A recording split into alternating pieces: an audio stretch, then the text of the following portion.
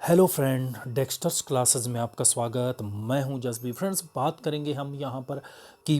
America, Germany, England, Australia सहित दुनिया भर के देशों के द्वारा वुहान वायरस लैब की जांच की मांग की जा रही है। यानी कि वो उस लैब की जांच की मांग की जा रही है कि जहां से कहा जाता है कि यही जो कोरोना वायरस है यहीं से सबसे पहले निकला, और जो दुनिया भर के अंदर जो इस प्रकार का जो आउटब्रेक देखने को मिल रहा है वो यहीं से निकला हुआ। और इसकी जांच होनी चाहिए कि आखिर हुआ कैसे ये, और किस प्रकार आगे चलकर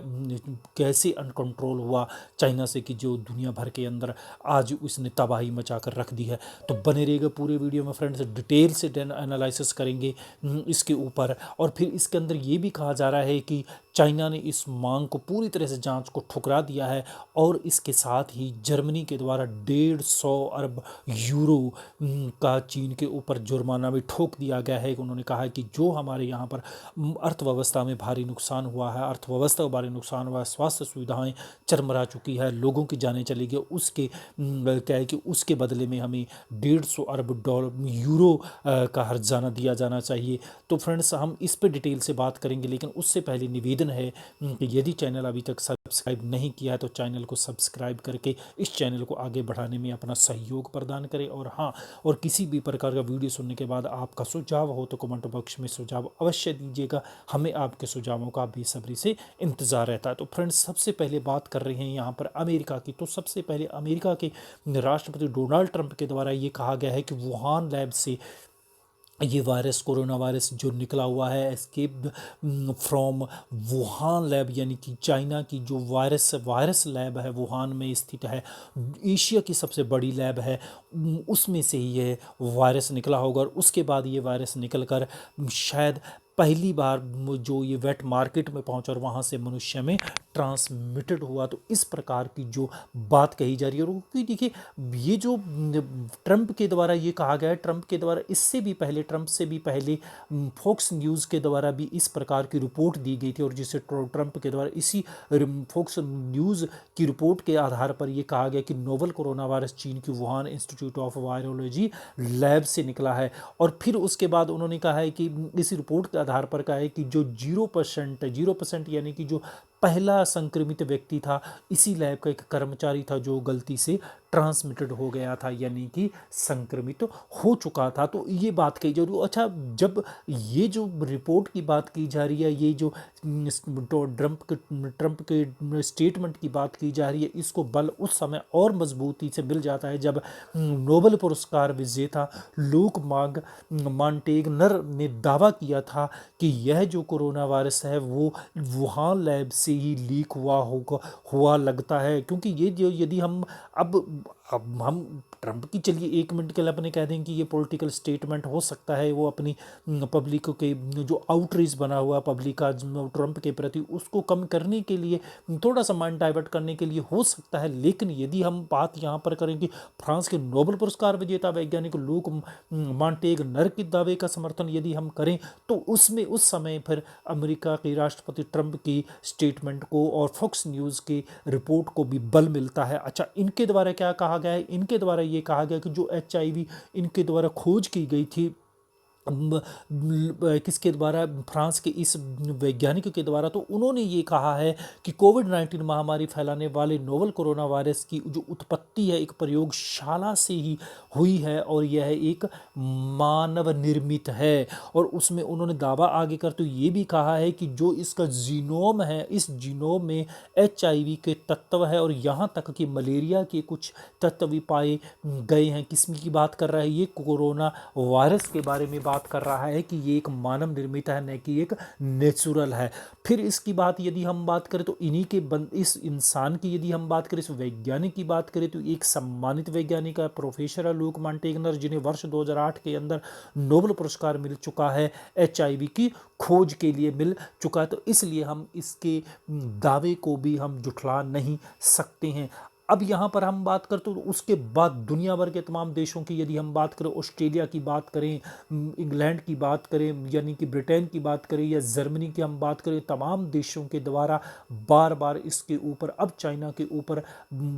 ये मांग की जा रही है कि वुहान लैब में अक्सर आखिर हुआ क्या है, वुहान के अंदर आखिर ऐसा क्या हो गया है कि जो इतनी दुनिया के भर के अंदर इस प्रकार का जो कोरोना वायरस का आउट ब्रेक हुआ है और ये एक पेंडेमिक बन चुकी है और दुनिया भर के लोग इससे आज संक्रमित है। तो अब इसी बात को उठाते हुए जर्मन चांसलर एंजेला मार्केल ने डिमांड किया कि transparency from China on corona virus और कि उन्होंने ये कहा कि कोरोना वायरस की उत्पत्ति को लेकर चाइना को पूरी तरह से ट्रांसपेरेंसी रखते हुए सच्चाई दुनिया के सामने बयां करनी चाहिए, क्योंकि इससे दुनिया भर के तमाम राष्ट्र आज पीड़ित हैं और इतना ज़्यादा मौतें हो चुकी हैं। क्योंकि देखिए यहाँ पर हम यदि हम बात करें कि अमेरिका की बात करें और फ्रांस, स्पेन, इटली, इनका आउटरीच बनता है, क्योंकि यदि चाइना के द्वारा इस प्रकार की कोई गलती हुई है तो चाइना को इसका हर्जाना बनता है और चाइना से ये क्वेश्चन लाजमी बनते हैं कि आखिर ऐसा क्या हुआ कि जो इतना बड़ा दुनिया भर के देशों को नुकसान उठाना पड़ रहा है एक छोटी सी गलती का। तो अब यहाँ पर इतना यहीं पर ही मार्केल नहीं रुकी है और चाइना, जर्मनी के पेपर में एक कोरोना वायरस के नुकसान के लिए चीन को एक नोट भी छापा गया। उस अखबार के अंदर, पूरे अखबार के अंदर ये नोट छापा गया है और उसके अंदर ये कहा गया कि 150 अरब यूरो का हर्जाना दिया जाना चाहिए। अब यानी कि चाइना को संबोधित करते हुए 1.5 अरब यूरो के हर्जाने की मांग की गई है और आने वाले समय में इस प्रकार के हर्जाने की यदि हम बात करें, मुकदमे की बात करें, तो अमेरिका भी इसकी तैयारी, और हाल ही के अंदर अमेरिका के 2 सीनेटर के द्वारा इस प्रकार का बिल भी वहां की कांग्रेस के अंदर रखा गया है। तो अब यहाँ पर इतना ही नहीं है, तो फिर उसके बाद यदि इसकी जर्मनी की हम बात करें, जर्मनी के बाद में ही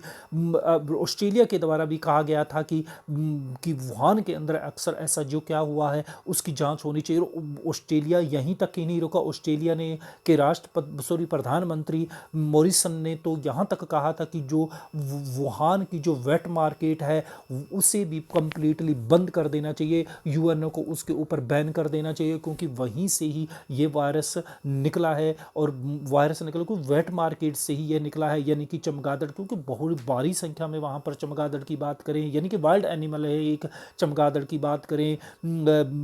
लोमड़ी,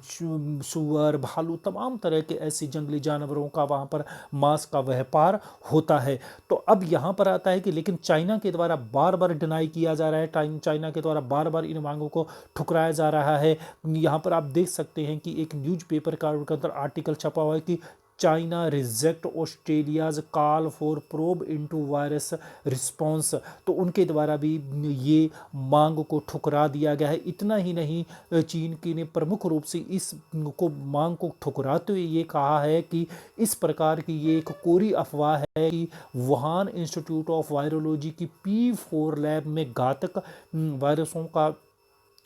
बिल्कुल अध्ययन होता है। यहाँ पर आगे हम बात करेंगे कि P4 लैब कौन सी होती है। तो यानी कि पहली बार इतना एक बार समझ लीजिए कि P4 जो लैब होती है इसके अंदर घातक वायरसों को, यानी कि स्टेज 4 स्तर के जो, क्योंकि वायरस की स्टेज 4 है तो वो चौथी स्टेज का अध्ययन किया जा रहा है इस लैब के अंदर। तो उन्होंने कहा है कि यह कि कोरी अफवाह है, कोविड-19 का जन्म इसी लैब में हुआ है, ऐसा कुछ भी नहीं है। हमारे काम करने के कायदे कानून बेहद स्ट्रॉन्ग है, सख्त है, इसलिए पूरा विश्वास है इस संस्थान के द्वारा किसी प्रकार के वायरस का को लीक नहीं हुआ है, इस प्रकार का वायरस यहाँ से नहीं निकला है। अच्छा, वो इतना ही नहीं है, उन्होंने ये भी कहा है कि वुहान की वायरोलॉजी लैब चीफ ने इस बात को डिनाई करते हुए कहा गया है क्या है कि वायरस का नोट बी मैन मेड, यानी कि मनुष्य के द्वारा ये नहीं बनाया गया है। उन्होंने कहा कि फिर इतना ही नहीं, उनके द्वारा ये भी कहा गया है कि आज चाइना विक्टिम है न कि अपराधी। चाइना को उन्होंने ये कहा है कि चाइना कोरोना वायरस से सबसे ज़्यादा क्या है, विक्टिम है, सबसे ज़्यादा पीड़ित है, न कि हम अपराधी हैं। तो इस प्रकार की बार बार डिनाई की जा रही। इतना ही नहीं है चाइना को, और यहाँ पर हम बात कर रहे हैं कि राष्ट्रपति व्लादिमीर पुतिन और के द्वारा भी बार ये बात कही गई है कि जब दोनों के द्वारा फ़ोन पर बात हुई और उसके दौरान राष्ट्रपति पुतिन के द्वारा भी कहा गया है कि हम चाइना के द्वारा इस प्रकार का कोई अटेम्प्ट नहीं किया गया है। यदि कोई किसी प्रकार का इस प्रकार का दावा किया जाता, चाइना के ऊपर किसी प्रकार का एलिगेशन किया जाता, ब्लेम किया जाता, हम कंप्लीटली इसके ऊपर रिस्पॉन्स करेंगे, हम चाइना का समर्थन करेंगे। तो अब इतना अक्सर फिर उसके बाद यहाँ पर अब बात करें कि फिर वैज्ञानिकों के द्वारा भी जो बार बार हम बात करें, मांग की जा रही, उसमें इस बीच में ये कहा गया है कि इस बीच जो वायरल हो रही है तस्वीरें लैब की, वुहान लैब की, उसके अंदर ये कहा गया कि जो लैब है उसके अंदर 1500 से भी अधिक वायरस की जांच हो रही है। और उस तस्वीर के अंदर ये भी मीडिया के अंदर सामने बात आई है कि इस के लैब के अंदर शीशा टूटा हुआ है, कहीं ना कहीं से सील जो टूटी हुई है वहाँ से शायद ये वायरस निकला हो, और जिस वजह से फिर ये दुनिया भर के अंदर फैला। इतना ही नहीं, सोशल मीडिया के अंदर एक और भी सवाल उठ रहा है कि इसमें ये भी कहा है कि जो फ्रिज दिख रही है और महिला उस के द्वारा उस फ्रिज के खोल कर उसके अंदर कुछ देखा जा रहा है, तो उसके अंदर ये कहा गया है कि वो वायरस वो जो लैब का है, जो वो शीशा टूटा हुआ है, यानी कि कहीं ना कहीं ब्रेक हुआ है। अब यहाँ पर आता है कि इतने में नहीं रुके, ट्रंप के द्वारा हाल ही के अंदर ये भी कहा गया कि जो ओबामा के टाइम के अंदर इसको फंडिंग की जा रही थी चाइनीज इस लैब को, तो उसको भी चाइना के इस राष्ट्रपति ट्रंप के द्वारा क्या कर दिया गया है, रोक दिया गया है। तो क्योंकि देखिए लैब की, यदि हम वुहान लैब की हम बात करें तो ये लैब है बहुत ही हाई टेक्नोलॉजी के आधार पर बनाई गई है, और इस लैब को बनाने में अमेरिका और फ्रांस के द्वारा सहयोग किया गया है। जो कि यह लैब बनाई गई थी, बनाना शुरू हुई तो वर्ष 2002-3 के अंदर बनी थी, जब सार्स वायरस फैला था, और सार्स वायरस से दुनिया के देशों के अंदर काफ़ी ज़्यादा मौतें हुई थी, काफ़ी ज़्यादा नुकसान हुआ था, लंग्स में प्रॉब्लम हुई थी, लोगों के गले में प्रॉब्लम हो गई थी, और बहुतों की जान चली गई थी। और ये वायरस जो कोरोना वायरस और है, इसी सार्स वायरस का ही एक फैमिली मेम्बर है। तो उस समय इसको बनाना शुरू किया गया था, क्योंकि देखिए जो वुहान लैब की बात कर रही हैं, वुहान लैब बनना शुरू हुआ तो हाई, पहले हम बात करें तो हाई टेक्नोलॉजी की लैब है, और एशिया की सबसे बड़ी ये वायरस बैंक है, जिसके अंदर 1500 से भी अधिक वायरसों को स्टडी किया जा रहा है। और इसे बनना पूरा हुआ था, बनकर ये बनना पूरा किया गया था वर्ष 2015 में, और 2018 में ये काम करना शुरू कर दिया था, इसका प्रयोग किया जाने का। लेकिन ये बनना शुरू हुआ था सार्स वायरस के बाद वर्ष 2003 में बनना शुरू हुआ, क्योंकि इसको जो सहयोग दिया गया था, ये दिया गया था अमेरिका और फ्रांस के द्वारा। और चीन ने इस लैब को बनवाने के लिए फ्रांस को 44 बिलियन यूरो का भी, ये 44 बिलियन डॉलर का क्या दिया था, अनुदान दिया था, कहने का मतलब पैसा दिया था उन्हें, और उन्होंने कहा था कि हाई टेक्नोलॉजी की इस लैब को तैयार किया जाए। और ये लैब दुनिया एशिया की सबसे बड़ी लैब ही नहीं बल्कि सबसे सुरक्षित लैब भी है, जिसके अंदर 1500 से भी ज़्यादा वायरस का स्टडी किया जा रहा है। और ये वायरस जो फैला है, कहा जाता है कि वायरस इंसान से इंसान में तेज़ी से फैलता है, इबोला जैसी बीमारियों के कारण बनता है। तो इसी प्रकार के वायरस का यहाँ पर जी ने, यानी कि P4 श्रेणी की जो लैब है, इसके अंदर इसका अध्ययन किया जा रहा है। और यदि हम अब बात करें P4 लैब होती क्या है, तो क्योंकि देखिए ये होती है कि जो अधिक संक्रामक को हानिकारक जो वायरस हैं, जैसे सारस की बात करें या इबोला की बात करें, या फिर इधर अपने ट्यूबरकुलोसिस वायरस की बात करो, इस प्रकार के खतरनाक वायरस का ही इसके अंदर अध्ययन किया जाता है। क्योंकि देखिए इसके अंदर क्या होता है कि ये 4 श्रेणियां हैं, P1, P2, P3 और P4, जिनको हम बायोसेफ्टी लेवल के रूप में वर्गीकृत करते हैं। और ये जो बायोसेफ्टी BSL की बात कर रहे हैं कि बायो सेफ्टी लेवल है, ये भी उच्च स्तर का यानी कि लेवल है, जिसके अंदर 4 लेवल हैं जो बात कर रहे हैं अपने यहाँ पर। आप बात सकते हो P1 की बात कर रहे हैं, BSL 1 जिसके अंदर इकोली की बात कर रहे हैं, BSL 2 की यदि हम बात करें तो इसमें इन्फ्लुएंजा HIV डिजीज़ का होता अध्ययन किया जाता है। और 3 के अंदर बात कर रहे हैं, यदि अब उसके अंदर है ट्यूबरकुलोसिस, और 4 में होता है इबोला। तो इस प्रकार की ये 4 हाई जो लेवल के जो वायरस हैं, इन्हीं का इस लैब के अंदर अध्ययन किया जा रहा था। तो अब यहाँ पर बात करें कि जो फिर इसकी बात ये